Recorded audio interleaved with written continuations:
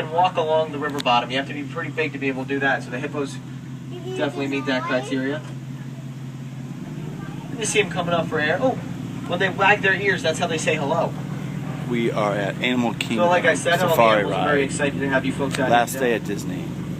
And they can remain submerged for about 5 to 8 minutes at a time. It's very cool. They need very little air in one sitting. So now as we proceed up ahead, you see this warning sign here. So I'll just remind everybody to remain seated. Just be careful. You never know what might lie under a bridge in Africa. Like the Nile crocodile. Look at those big guys. Nile crocodile are much more aggressive than its American alligator cousins. And you'll see the big one there has his jaws opened up real wide. That's actually to help release heat. When they open up their mouths like that, it regulates their body temperature. But to me, they always look hungry, so let's get out of here.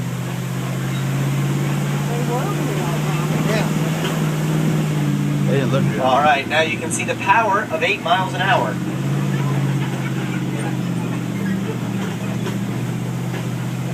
So as we come up and around this bend here, we're about to approach the savannah, where we'll see some of the larger land animals like giraffe and elephant. What's that one? Special tour. That's a special. But I am going to point out this tree to you folks. It's a really unusual tree. It's called the baobab tree. And if you look at its branches, it looks like they should be roots growing under the ground. So locals call it the upside down tree. And it can hold water in its trunk for about 9 months out of the year. It needs very little water.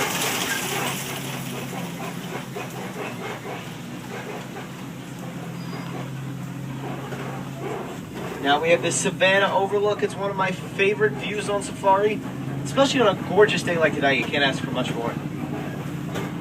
The savannah will stretch for miles and miles in every direction. Oh my goodness. You see that big giraffe over there?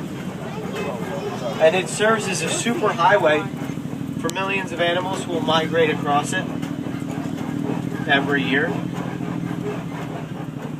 But it's also really distinct because it's actually influenced and sort of designed by the animals who live here. So as we come up around this corner here, you're going to see these big trees are sort of bent over, like somebody came up and stepped on them. Now for some of our younger explorers, who do you think has the power on the savannah to step on the trees and bend them down?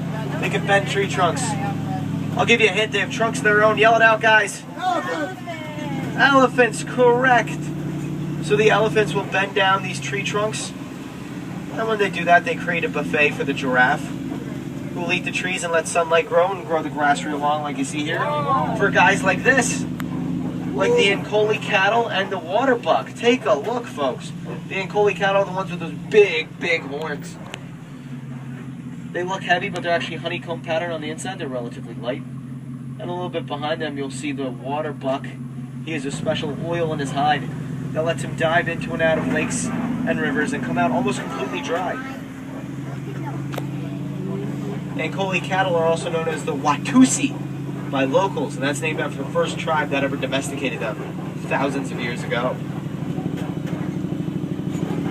So as you can see, the savannah is a very delicate ecosystem. It relies on all of the animals here to do their part.